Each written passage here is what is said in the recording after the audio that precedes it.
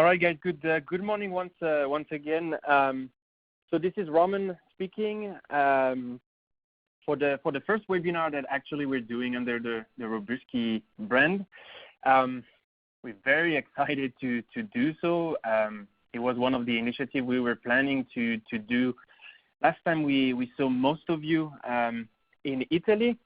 So today this session is going to be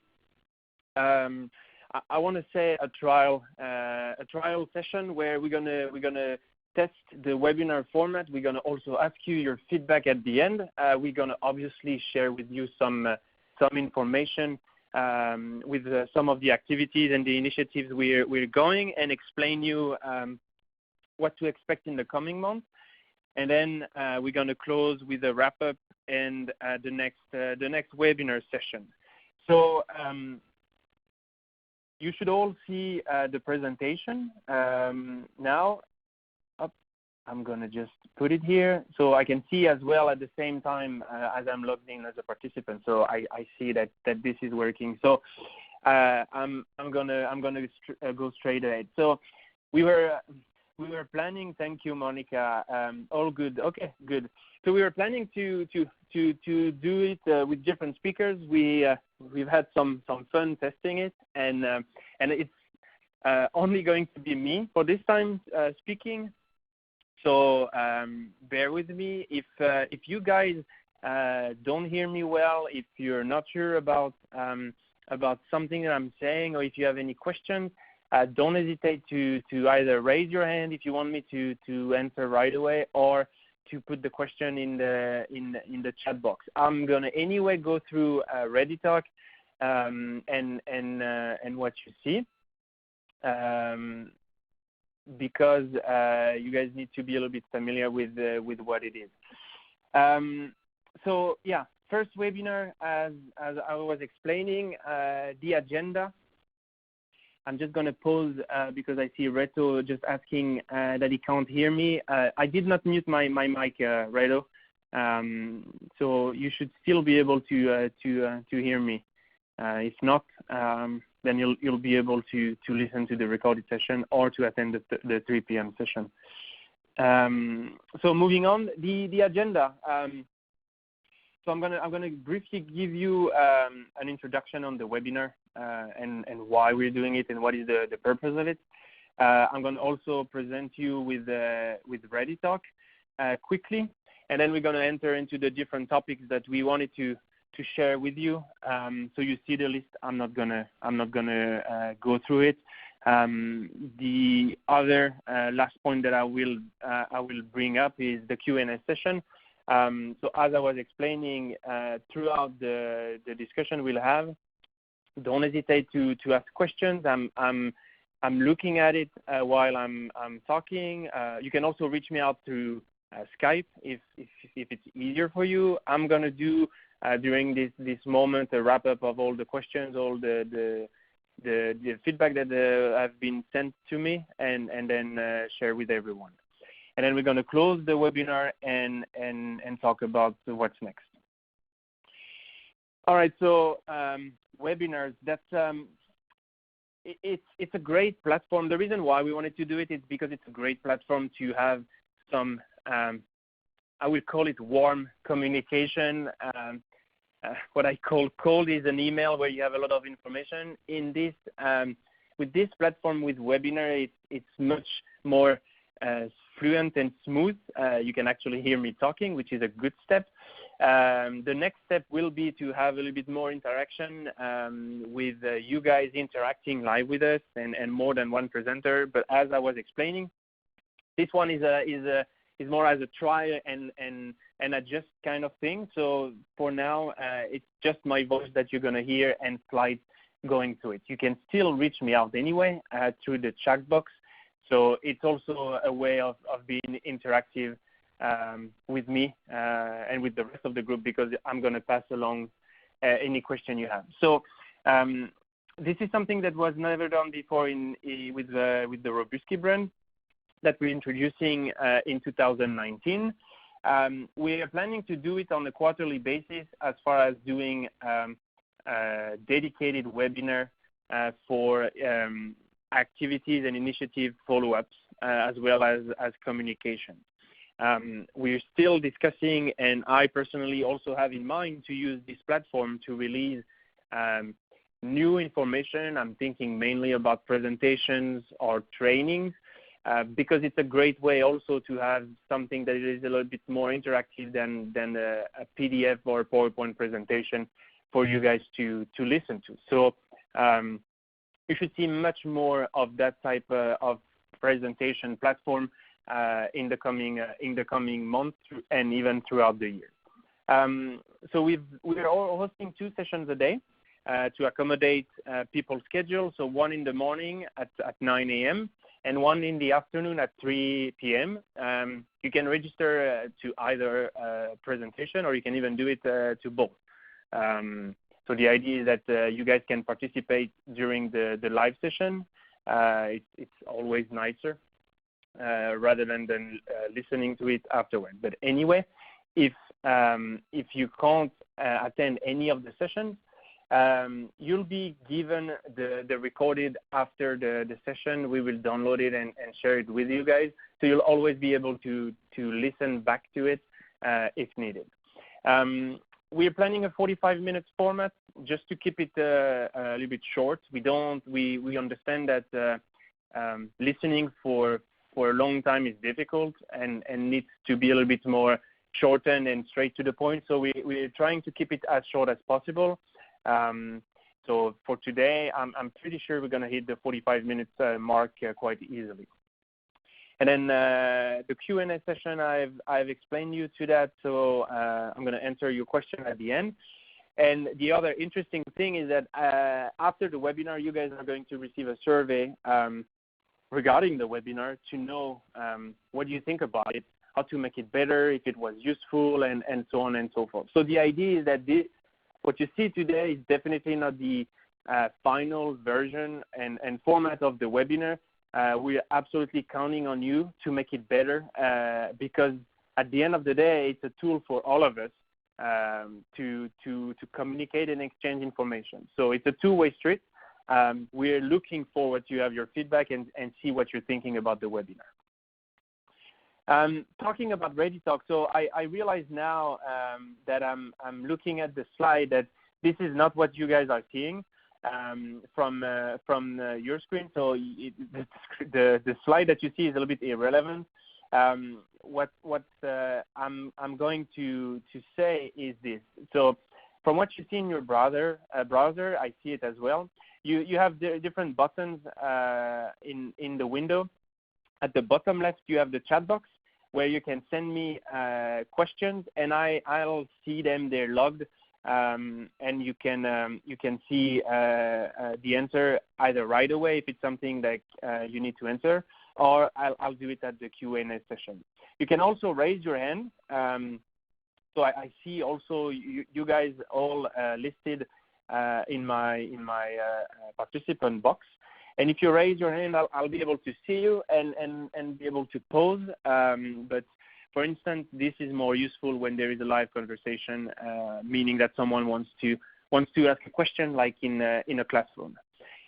You can also mute yourself or mute the sound, and then you have a set of settings related to the speaker. So really, not much that you guys have to focus on, but just listening to my voice and looking at the screen. All right, so let's hit the real stuff right now. What you see here, hopefully you've seen something similar almost 3 months ago, which is the compilation of all the activities that we've been started to work on after the GARDA conference with all the distributors and the GD sales teams as well. So as you know, there's been a lot of exchange during this conference and a lot of ideas as far as how to make things better. So we've compiled them with the different departments. You have the list at the bottom right, so non-standard engineering, aftermarket, marketing, coordination team, and sales team. attributed the owners for each of the activities, and we're following them up in order to make it happen. I'm hoping that you're seeing already some changes, some things happening. And if you don't, it's not a problem, because you're going to be presented after with what we've been doing related to this follow-up list. And hopefully you then be up to date on everything that has been released so far. I'm going to be all transparent with you. We have been moving some of the activities that were supposed to be happening in Q4 to Q1, because we just didn't have the time to come through it, or because the work required in order to make this happen was larger than what we were expecting, so we had to move the planning ahead. I don't personally see this as a big deal in a way that for us it should be more a matter of making sure that the action is completed, hopefully on time, but if it's not on time, is to keep it under the radar and make sure that it gets done for you guys to see the benefit of it. So you were part of the meeting. You saw the large amount of feedback and information and action that needed to happen to make things better. It's a lot of work, as you can imagine, but we're working on it. We're definitely working on it, and you will be able to see this happening. So I have a question, and I'm going to say it. I'm going to say it right now because it's relevant with the topic. Paul is asking the spare part list. Is this sent out? Yes, this has been communicated from Nora and Claudia.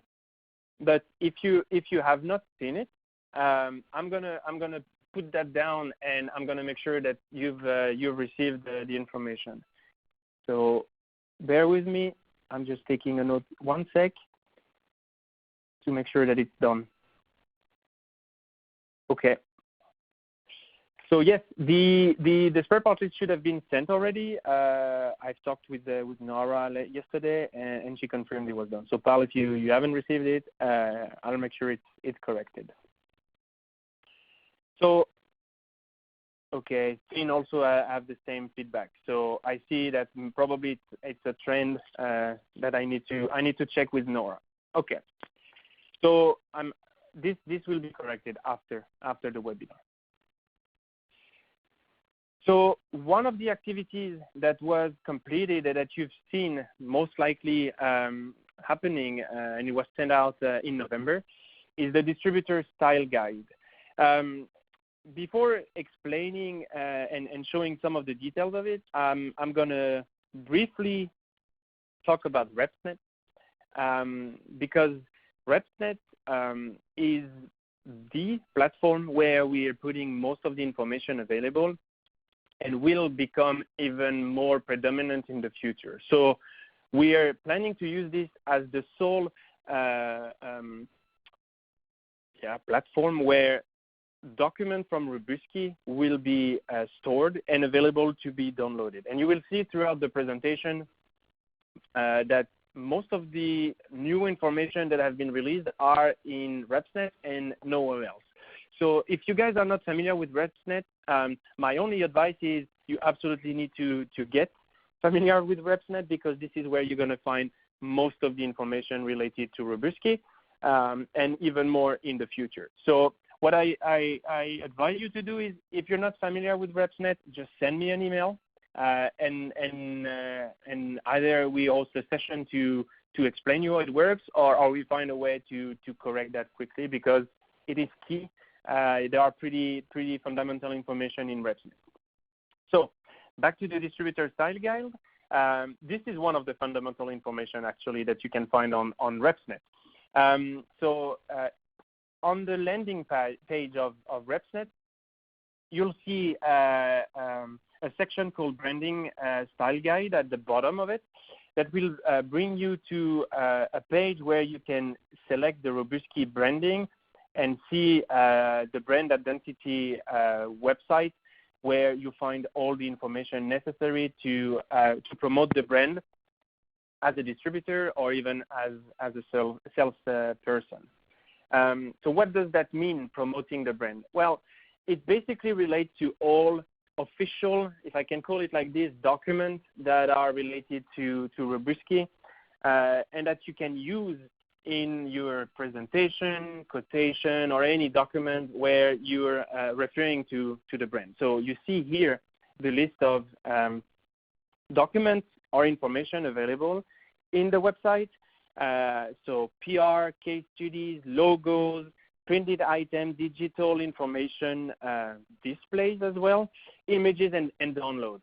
So it's basically the go-to platform to download anything that is related to Robuschi. So if you didn't know where to find official logos or clean logos and you were going to Google in order to find them, just use this platform. It will be much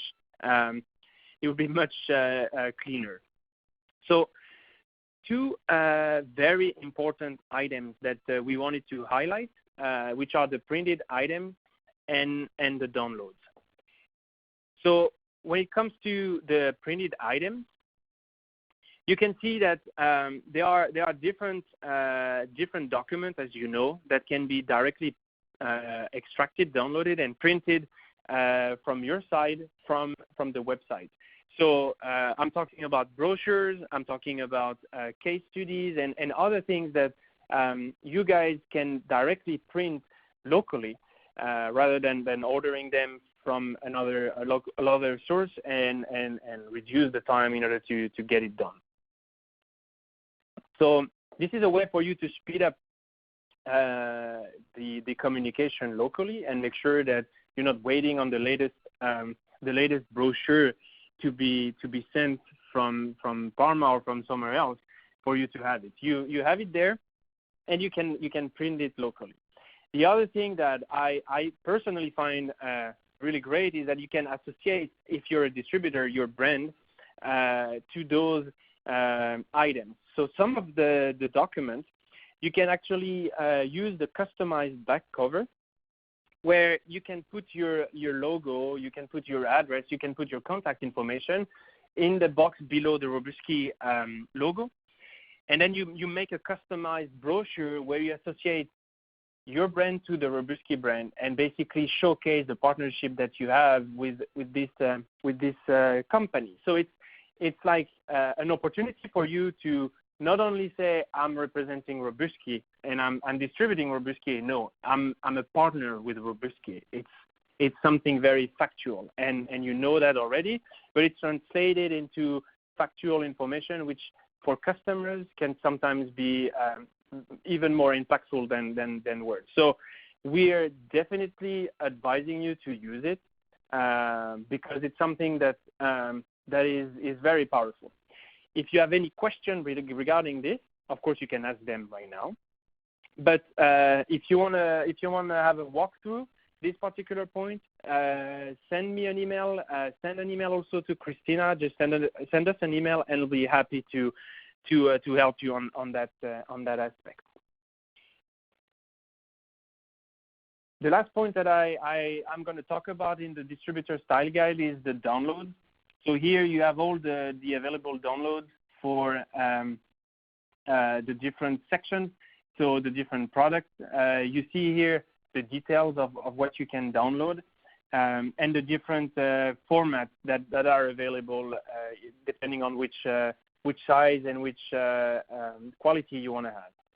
My only advice to you regarding this whole section is just go there. Play with the section, see what's available, get familiar with it, because there are a lot of information available there and a lot of good ones. So I know that RepsNet sometimes can be a little bit tricky to use and seems a little bit diluted, but it is a very straightforward way to get the latest information available for Robuschi. So make sure that you know how to use it. So moving on, the other point too that I'm going to talk about today is lead time. So a couple of months ago, we realized that no lead times were published from the factory, and that it was something not so easy to get around, where you had to contact the factory to check what the lead time was and to see what was the latest lead time on a specific product. So we've been working on that point to make it easier for you guys to not have to be dependent from someone always, and be able to quote and follow lead times on your own. So we've developed a small document that I'm going to present to you. And as I said, we've uploaded it on RepsNet. So you'll be able to see what is the lead time of Robuschi products in the marketing section called Stock Report and Lead Time. So I've highlighted it here. When you click on this section, you land into a traditional RepsNet section where you have to select the brand, you have to select which technology you want, and then you can find the document that I'm talking about. And the document is a PDF document that we're uploading every week. So on a weekly basis, we update the document for lead time, and we uploaded it on RepsNet. So if we take a closer look to it, I guess you guys are now leaning towards your screen. You don't really see much now, but that's also a way for me to force you to go there if you haven't, and to download it. The format of the lead time document is quite simple. It's different columns that break the portfolio down in terms of technology, product, frames, and specific models. So a Robux Lobe frame 1 with a specific errand, for example.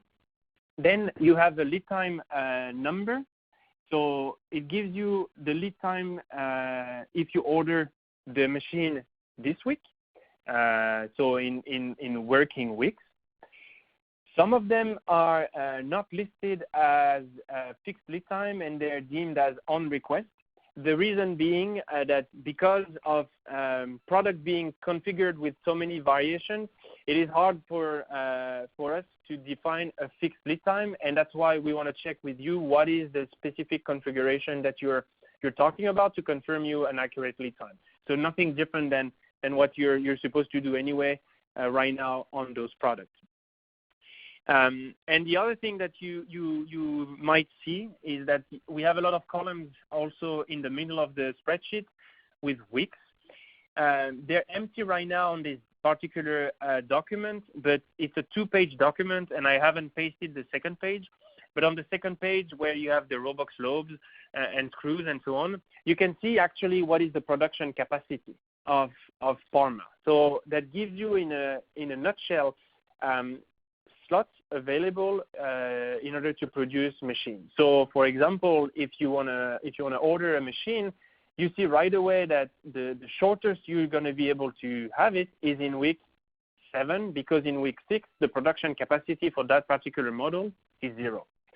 So it's a work in progress right now.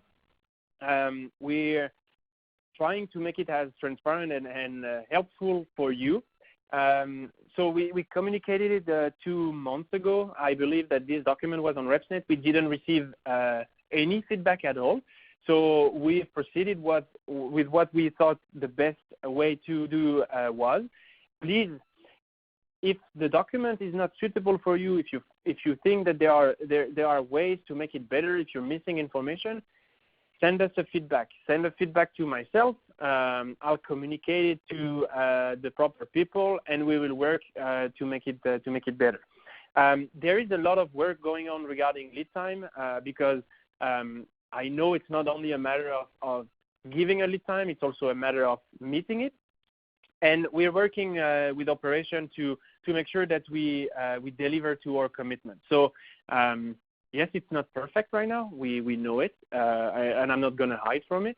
But be aware that we're launching an initiative this year to rethink the way we're producing, and our range is completely being built to make sure that we first meet our commitment, and then second, we even get better. Most of it is linked to the fact that we're working with a lot of configured products, and there is a lot of complexity behind it. And we're going to try and we're going to do it actually to make it a little bit leaner without losing our flexibility nor competitiveness. So that was just a teaser for me to tell you that more will be happening on lead time. You will be, of course, involved throughout the process. But what I'm presenting right now was an easy way to already be a little bit more transparent than what we used to do to be before. Okay, so if I move on now, I'm gonna show you also a place where you can find some contact information. This was one of the feedback that we received during the meeting at the Distributor conference, which was that there isn't a list with contact of all the distributors for the region, in case someone needed to contact the distributor to see if there was some stock available, or if you could give a hand for service activities and so on. So now it's all available again on ResNet. So if you go to the contact banner and you click on distributor directory, as it's highlighted in the slide, you'll see a link which is called Robuschi Distributor Directory, and this link will download the file that I'm showing right now. So the file is a presentation where you see basically the map with all the distributors and where they're located, and on the second page, the list of the distributors with the company name, contact information, phone number, email address, and also a note as far as can the distributor perform service or not. So this is very helpful if you don't know who is the distributor in a specific country that you're involved with. This is the place to go in order to find it.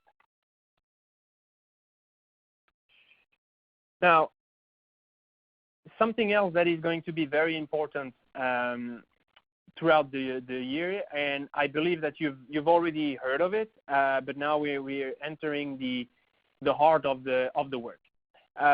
This is the wastewater treatment initiative. So the biggest focus for us this year is going to be wastewater treatment. What does that mean? Well, it means that basically we're gonna work on this market to know it better, to make sure that we are working as a supplier in this market in the best way possible to perform as the market's expectations are. And then we're going to also create dedicated plans to attack and increase our market share in wastewater treatment. So it's not a surprise. You know that wastewater treatment is the biggest segment in low pressure, but it is also one of the most complex ones, and there is a lot of variations depending on who you're talking to and who you're trying to make business with. So the idea was to make sure that we coordinate our efforts and our action in order to be able to do it the right way and to perform more efficiently. So this is going to be, as I mentioned, our focus for 2019. We have someone in the business dedicated to focus on it, Russell Frost. I hope that most of you met him last time in Italy. If you have not, and you will be attending the kickoff meeting next week, you will have the pleasure to meet him. So he's the go-to guy for wastewater treatment, and his responsibility is basically to develop the business from a point of view of the business line and make sure that we do what is right to get orders and increasing market share in this area. So along with Russell, obviously is not by himself. He's supported from the factory. Christina is also heavily involved in the marketing activities to make sure that we tailor our communication towards this vertical in the right way. So we're creating new documentation. We're going to renew some of the case studies that we had in the past, which were limited.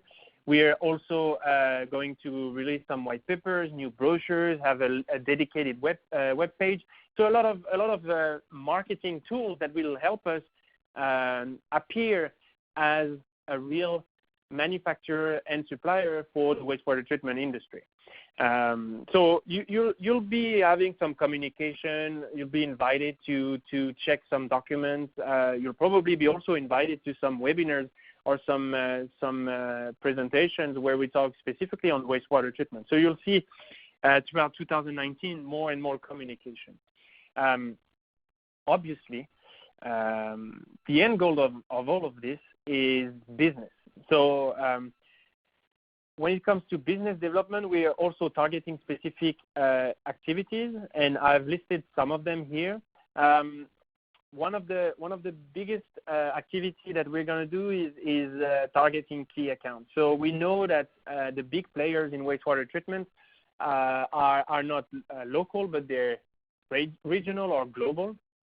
And the only way that we can attack them is to have as well a global perspective. So when I'm talking about the Veolia, the Suez, the GE, the Aqualia, those big guys that are being involved in projects locally but also regionally, they're expecting from suppliers to be able to support them throughout their entire segment. So this is something that can only be supported from the factory and from the business line, and this is why we're doing this activity. Of course, each of you locally will be involved because at the end of the day, these are your customers, and what we are trying to do is facilitate the development of the business from a higher level, but on a day-to-day business that is still going to be your responsibility to perform, and we will be on the backside helping. We are also looking towards product development to make sure that we have an efficient portfolio. This is not only linked to wastewater treatment, of course, but it's part of it. So as a key vertical, we want to make sure that whatever we are developing fits the expectations of this particular market, and then we're getting the right feedback in order to take the right decisions. As we're developing new material, also we are planning to perform training. I've mentioned internal and external, so I've already explained to you that you guys are going to be invited to participate to some training or webinar sessions, but the idea is also to perform external training, so to consultants, to contractors, to EPCs, to explain what the Robuschi portfolio is, the differentiators, and get a little bit familiar with them, with our brand, with our identity, and for them to use our product more comfortably. So I know that everything that I'm saying is quite basic, but this is the groundwork of a relationship development that needs to happen if we want to be taken seriously by those guys. And the last thing is also that we are going to work with each of the local sales teams and sales leaders to create a dedicated business and development plan for wastewater treatment. So I was explaining at the beginning that this market is quite diluted and quite complex. And even though big players are present, there are also a lot of small ones that are acting only locally and that we have to make sure that we take care of. So we're going to involve you to get a better understanding and a better view of your local market. And together, we're going to build the business plan. So what makes sense to attack first? What needs to happen locally? What are you struggling with? And so on and so forth. Because it's not only a matter of taking big customers, it's also a matter of making sure that local ones, which are sometimes very predominant, are taken care of correctly, and then they see in us a strong partner that they can do business with. So as a summary, a lot to be done and a lot to be excited about. But I don't have to explain much more. You'll see already some more next week during the kickoff, where Russell will give you more details on the plan and what he's expecting to happen.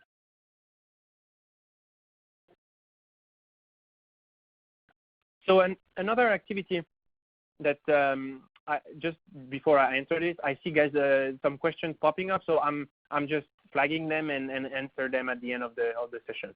I haven't stopped my presentation yet, but don't worry, I saw them and go back to them. So we've launched also another initiative regarding communication and partnership, which is the VIP Roundtable. So we've sent a communication 3 weeks ago, to a list of distributors where we've submitted the idea of VIP roundtables. So not all of the distributors might have received it yet, because we want to do a first round with a limited number and do some try and make sure that the idea and the initiative makes sense. So what's the purpose of this? It's basically to create a team of distributors and people from Robuschi to discuss various topics and act as kind of a council that can unveil some of the trends, some of the ideas, or decide on some of the action that needs to be performed. So it's definitely a two-way street approach where not only we ask some questions, but it goes both ways. And what we want to do is basically bring people one step closer to us, to make sure that everything that we're doing in the back scenes that you don't necessarily have awareness of, or you don't realize that it's happening, is in line with the expectations. Because the worst thing is that we go in one direction and that people are expecting us to go to another direction. So a lot of topics to be touched during those discussions. So whether it's related to stock, to product development, to marketing initiatives, to business support, and so on. So if you look at what I've explained for the wastewater treatment, it goes a little bit in the same line, where we have an idea, we want to focus on something, but we need to involve local people and work together to make sure that the idea goes through and is successful. So we want to take this approach to a broader audience and also a broader scope, where basically we're going to look at business on its own for PD blower and talk about it and lay down some activities and some action that needs to happen to improve the business. So as I said, we sent a communication to a handful of people. If you've received it and you're interested, the only thing to do is to answer the email. If you have not received the email, don't worry, that doesn't mean that we are forgetting you. This is going to happen probably in the second round, where we're going to have some lessons learned after the first round of roundtable, and then we'll see if the initiative works and how to improve it with maybe a larger amount of people. We wanted to start small to make sure that it's done properly, and then extend it with a strong and proven format. Another very, very important point, which is the training. So I've already explained to you that we're working a lot on renewing some of the documentation, but also creating some of the documentation that were not existing before.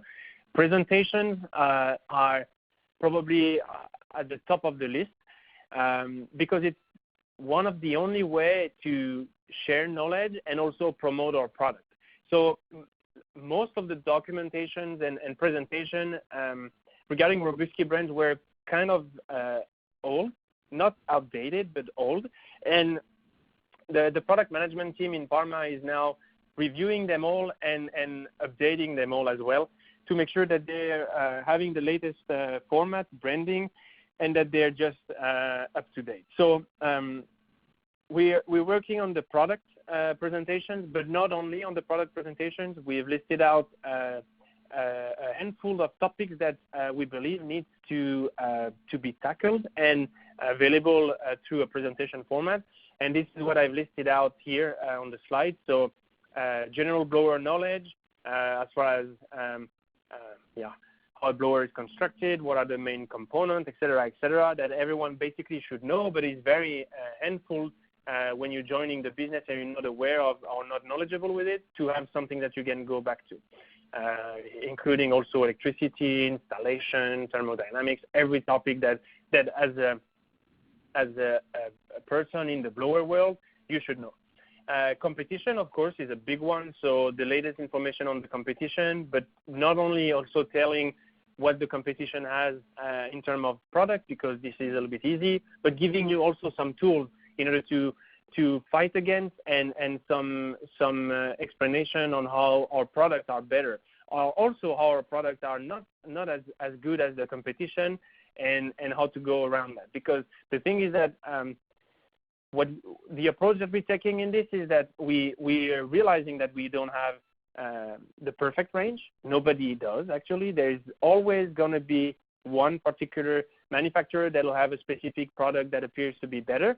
And we have to accept it, and we have also to find ways in order to counter this statement, because at the end of the day, you guys are facing customers, and if you don't know what to answer when there is a difficult question being popped, then you're in a difficult situation, and we want to give you all the keys possible to make sure that you're comfortable with the range, and then you can go and sell with confidence. So more and more of those documents and presentation will be released.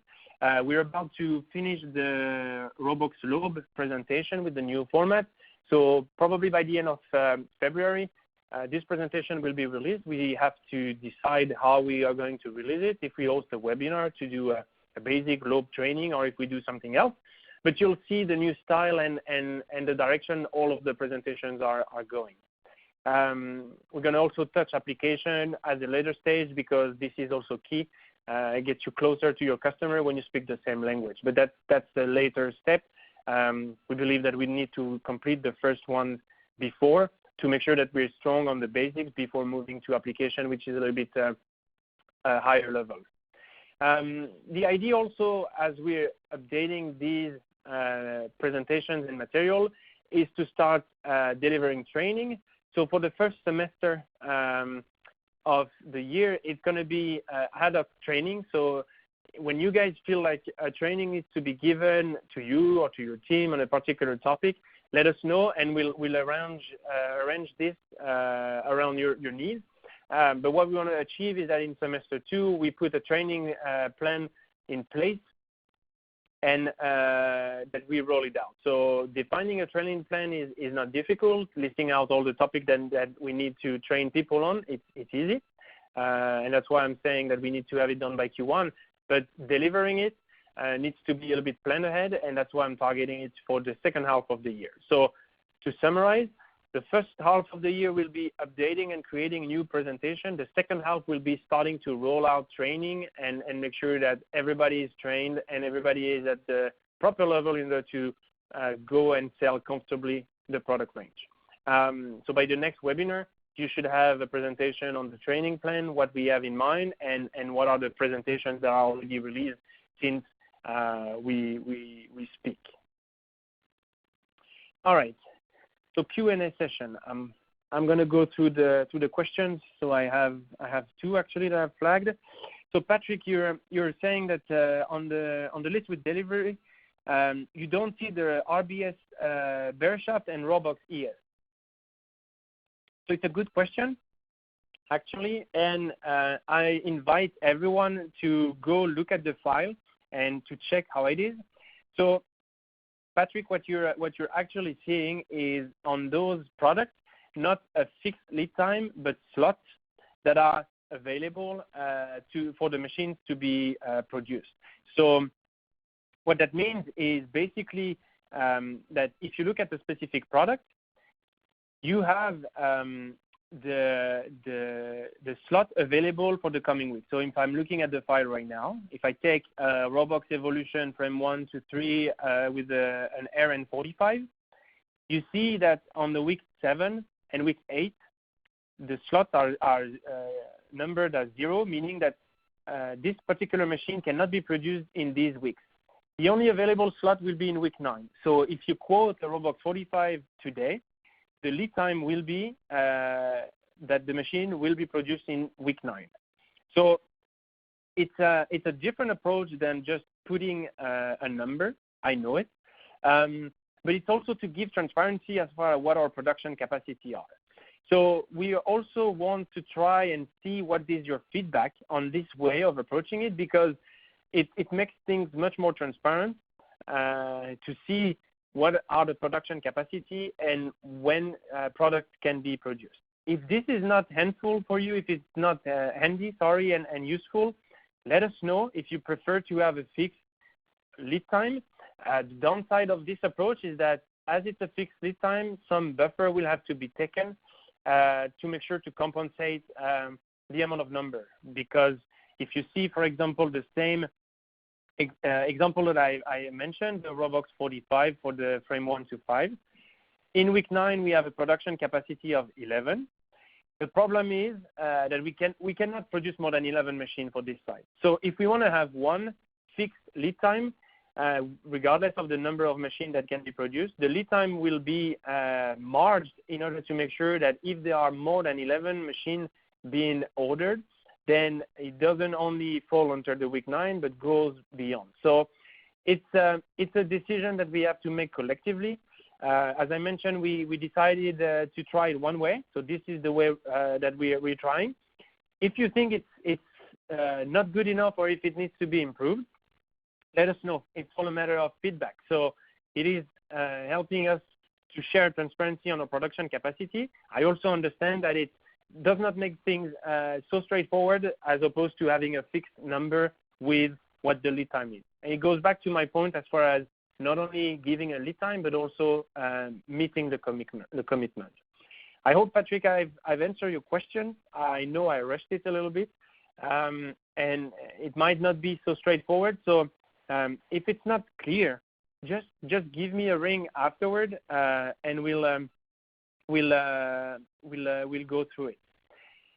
I see Reto now asked me as in the chat box. So I checked on RepsNet just now. Can it be the distributor directory is yet restricted to GD employee? I don't believe so. I believe that the distributors, all of the people having access to RepsNet, should have access to the link where you have the distributors directory. If you can't access it, please let me know, because I believe that you have access to it. But I'm going to make sure to confirm that all distributors have access to it and confirm it to you. I see also that you've commented on the question from Patrick, and you mentioned that doesn't your approach delegate the production planning to the distributors? Fixed lead time might be more suitable. It is true. You're right. It's because now, basically what happens is that with this approach, we are sharing the same constraint, and the same constraint as what our production is facing. They can produce so much of that particular product in 1 week.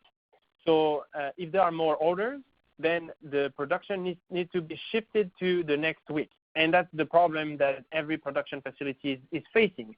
So the thing is, we have to decide jointly how we want to approach it. With this approach, we're very efficient because we know it's physical slots. If we book them, this is going to happen. With an approach on a one number lead time, it's a little bit more difficult to forecast. So we're also putting in place some forecasting actions to make sure that we see ahead of time what's coming our way. But it's always difficult, as you know, to plan this accurately, because it's almost impossible to know when a customer is going to place an order. So we have different ways of making things better, and that's what I explained to you.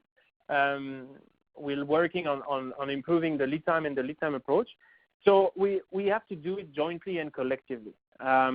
So if you believe that the fixed lead time is more suitable, great. I need to have that feedback. We need to have this feedback in order to adapt it the way it suits you, because at the end of the day, you're the one sending quotes, you're the one committing to lead time.